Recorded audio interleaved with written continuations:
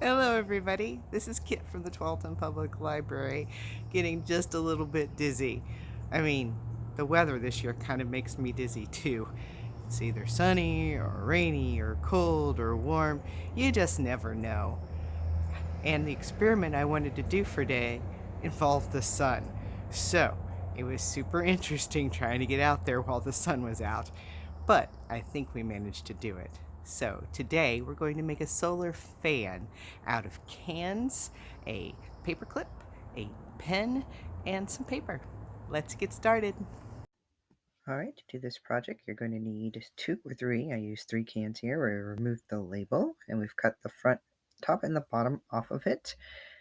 Also, obviously, clean them out. Then we need a paperclip that we've unbent, and then a push pin. I used that from our previous craft. And then we got some scissors, some duct tape, some regular scotch tape, and a piece of origami paper, or just a piece of square paper you can cut yourself. All right, the first part's fairly easy. We're just going to take these cans and we're going to stack them, and then we're going to tape them together with some duct tape. I happen to have some shiny duct tape from before. You can use whatever you want. Um, I'm going to paint mine black, so it doesn't really matter what color it is, but if you want it's pretty, the shiny is good. But there you go. That's all you have to do is stack them together and tape them together.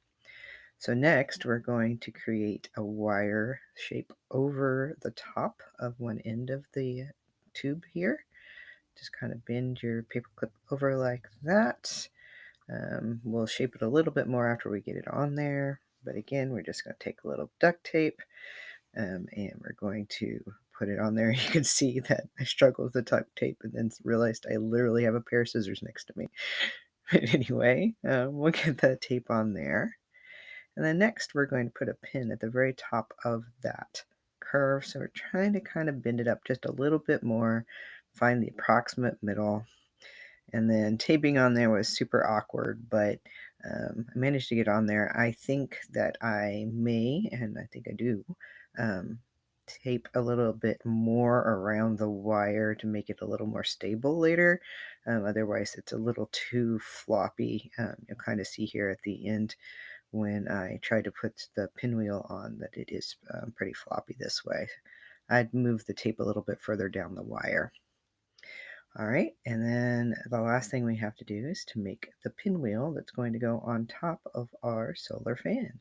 So we're just going to cut up towards the center, towards the other point. I just kind of eyed this. Doesn't really matter how far in you cut.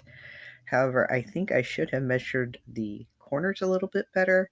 It would have made for a more stable pinwheel. But anyway, then we're going to make sure you're taking the same side of the triangle as you turn it around. So I'm doing the left side of this triangle here, and we're taping it into a middle. I just kind of eyeballed it, but again, I think you'd probably be better off if you marked that exact middle. It'd also help when you put the pinwheel on top of the pin on top of the column there. There you go. You tape it all the way through there. You've got your little pinwheel. We'll pop it on there. Actually goes the opposite way. Find out later, but there you go. There you can see how floppy it is. All right, I painted mine and we went outside. So I painted mine black to get a little bit more sun action going on there with heat. You're going to be setting this on 2 books. You can see that in just a second.